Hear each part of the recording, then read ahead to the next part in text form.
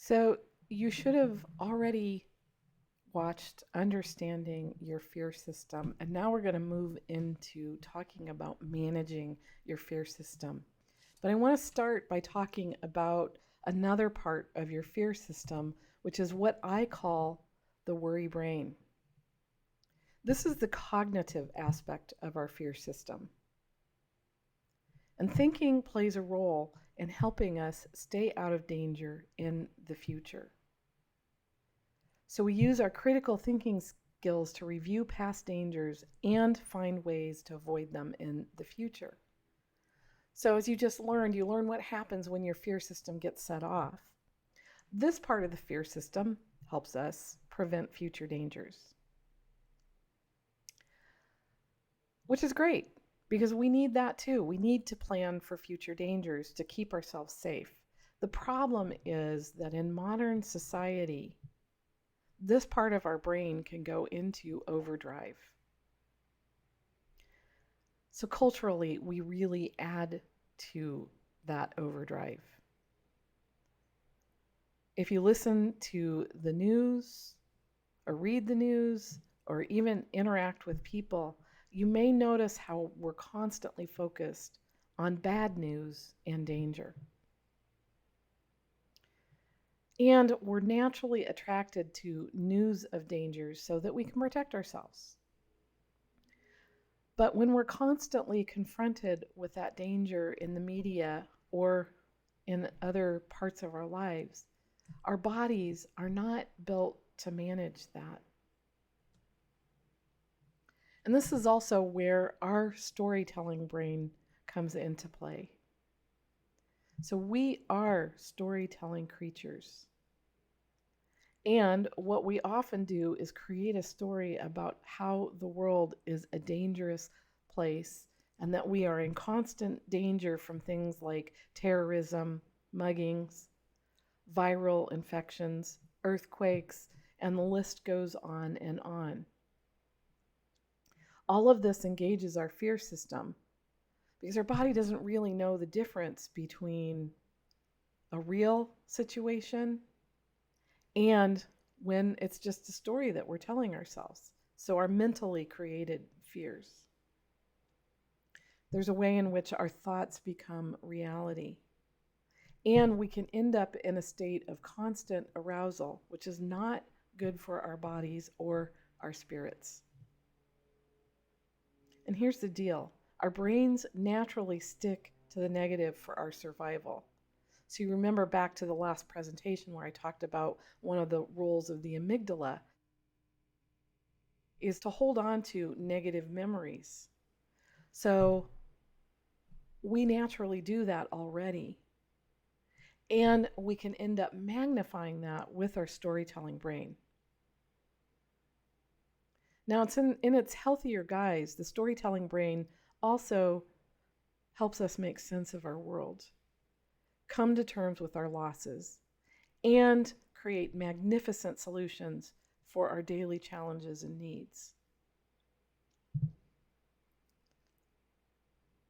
But it takes a lot of work to counter the negativity that constantly sticks in our negative seeking brains. Here's another piece of the worry brain, too, that's kind of interesting.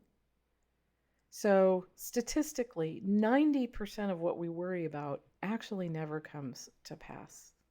And there's a little trick that goes along with that because we can begin to think, and we often do, that all the worrying that we do actually is successful strategy because 90% of what we worry about never comes to pass. So it must be working, right? So there's a bit of magical thinking that can take place with this. We think that the worry that we're doing is actually preventing danger. Now, there is a bit of truth to that, and that if I'm worried about an earthquake, here I live in California and earthquakes are a reality, well, that worry can lead me to put together an earthquake kit and come up with a plan for what we're going to do should we have an earthquake here. And that's smart. So my worry brain can lead me to actually come up with some solutions. But if I'm worried all the time, and I've already done my earthquake kit and I still think about that earthquake over and over and over again, and my fear system is going off, I'm not serving myself very well. So we can spend a lot of time worrying about things that will never come to pass and that are not even likely, and we get stuck. And of course, a lot of our future thinking, so another way to look at this is catastrophizing or future fears. A lot of our future thinking is based on experiences in the past. And we get these beliefs about how the world operates based on our experience of the past when we may have been hurt, either emotionally or physically. And it leads us to believe that that's how the future is going to be. But remember that anything that we think about the future is only speculation. And so, what to do? Balancing out your nervous system can help a lot around this. And actually, I've already given you one great tool for that. So I actually learned my presence awareness meditation practice by working with a mystic. And I came at it from the perspective of wanting deeper meaning in my life. So I came at it from a spiritual perspective. But I was really gratified to find out later that there's actually a science or an understanding about the way the body works that backed up what I was doing physically. So becoming present, being aware of your body and your surroundings, you're actually utilizing your parasympathetic nervous system and creating balance in your life. So there's a word for it. It's called orienting. And it's what we naturally do once a danger is over. So if you ever watch a little kid, you'll notice that, they might have gotten upset or frightened. And then when they get comforted, they pause and they start to look around and they become more present. Now, of course, there's a social aspect to that with the parent coming in and engaging with them. So you can see how that ventral vagal part of the parasympathetic nervous system also plays a role, because social engagement also helps calm us down. So I came at this practice from a spiritual perspective, but the result for me has been I am a far calmer person than I was in the past. I actually spent the earlier part of my life being a rather nervous person. And it's not that I can't go there at times, but overall, I am much calmer.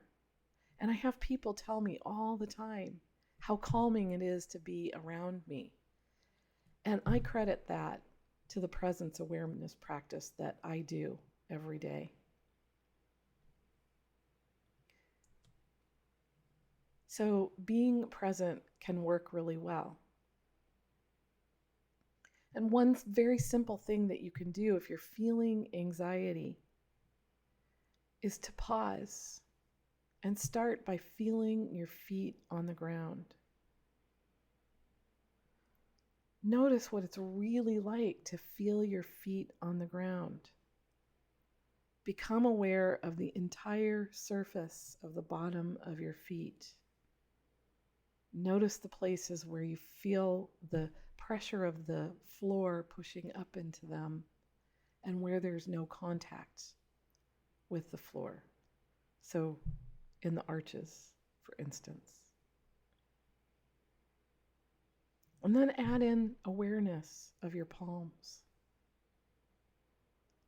Feel the tingle of the atmosphere against your skin. And then become aware of how your breath is responding to your awareness.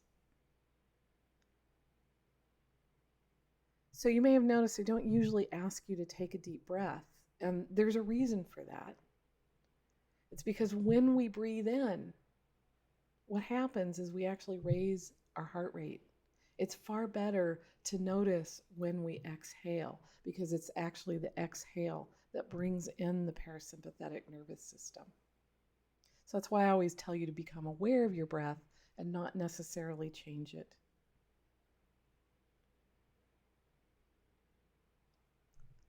There's another benefit to this too.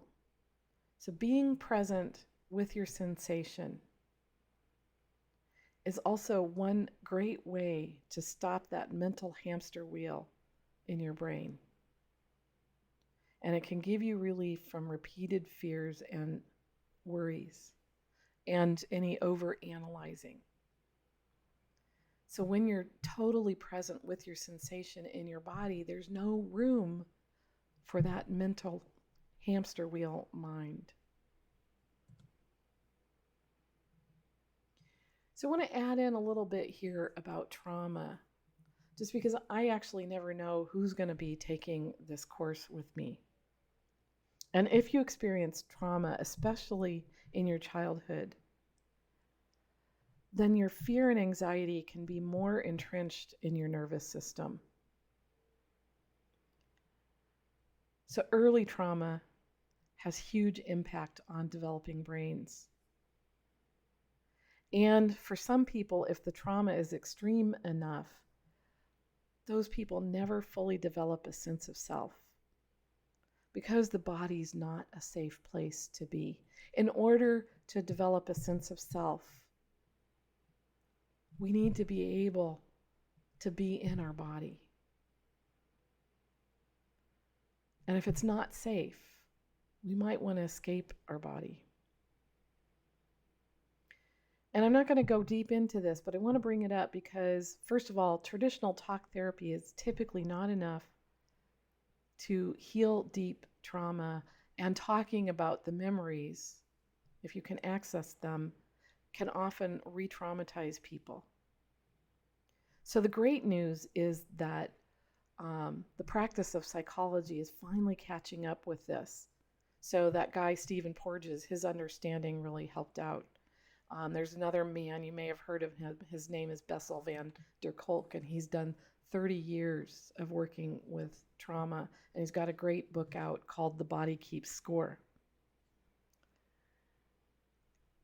Peter Levine works with that anxiety that I spoke about before. So using somatic therapies, things like neurofeedback or EMDR, these are making huge advances in working with trauma. And I bring this up here because if you've been struggling with actually becoming present in your body, perhaps there's trauma in your life, or maybe you know that there's trauma in your life.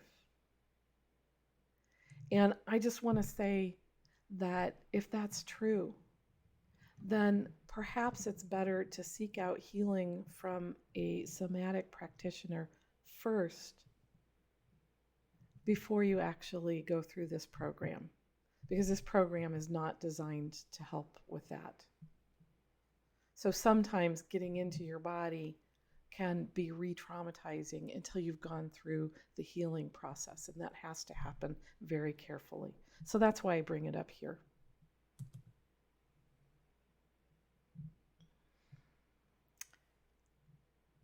So honoring your fear and accepting your fear as your natural inheritance is a good first step in working with your fear.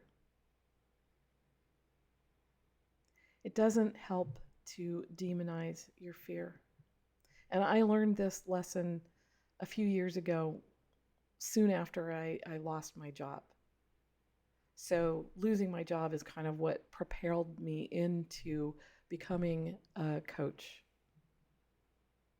But I had a lot of fear. because I was afraid that I was going to lose my home. I was afraid I was going to lose everything. And so I decided soon after I lost my job that I was just going to ignore my fear and move forward. And the more that I tried to ignore it, the more present it was. So you've heard of that saying, what you resist persists. Well, that's very true with fear. So it doesn't work to override it or ignore it or to demonize it. So it was important for me to realize and recognize that fear has a vital purpose in our life.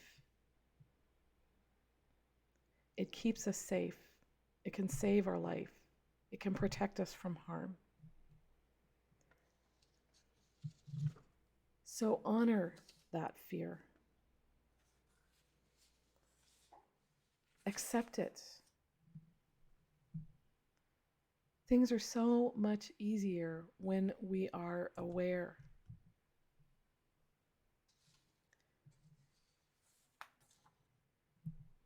And one of the tricks is to know when to listen to your fear and when to face it and move through it.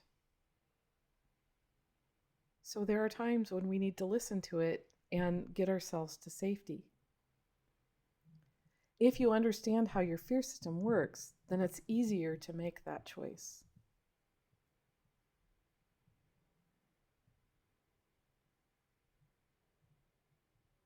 So if you're feeling fear, can you trace it back to a thought or to what's actually happening in your life right now?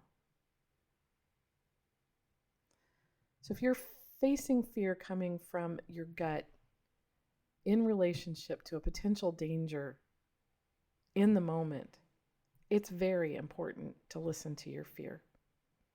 There's actually a great book out there by Gavin de Becker. It's called The Gift of Fear.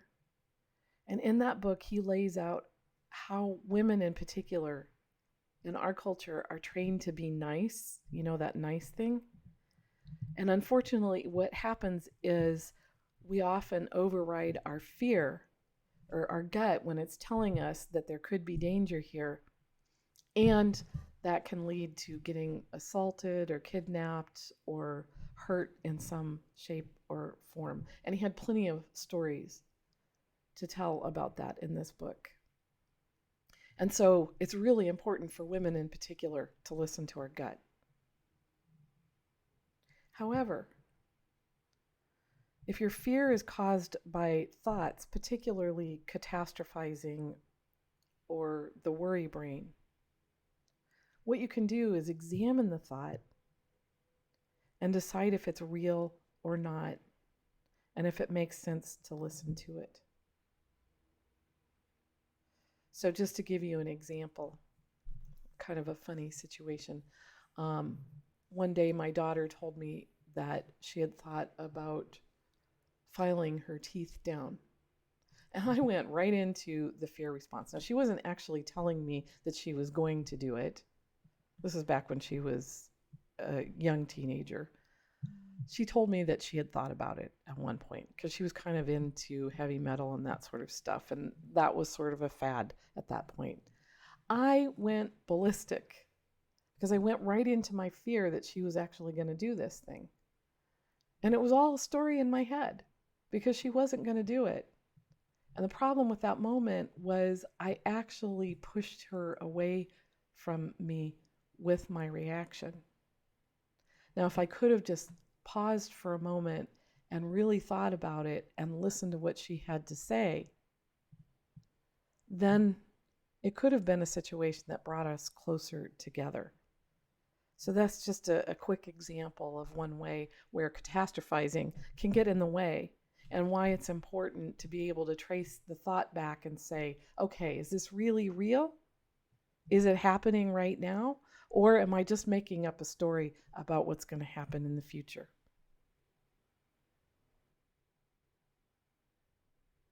So often, our stories about the future, as I said before, are nothing but speculation.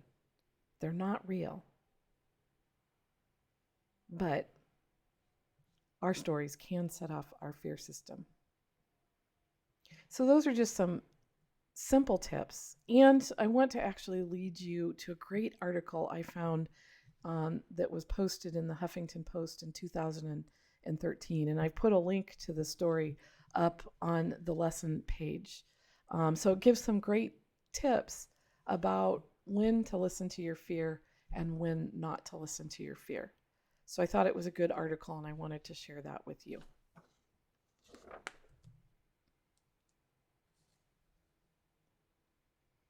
So this presentation, or both presentations, were designed to help you understand your fear on a deeper level so that you can honor how it benefits you and not turn it into a shadow issue. It's all about being more conscious, especially around your choices. When you're aware, you can work with your fear instead of resisting it. Now, I love this image here because when we choose to love and accept all of ourselves, including our fear, our choices tend to be healthier, and we can stop wasting energy beating ourselves up for choices that don't work out and learn from them instead. And this is also true of our fear.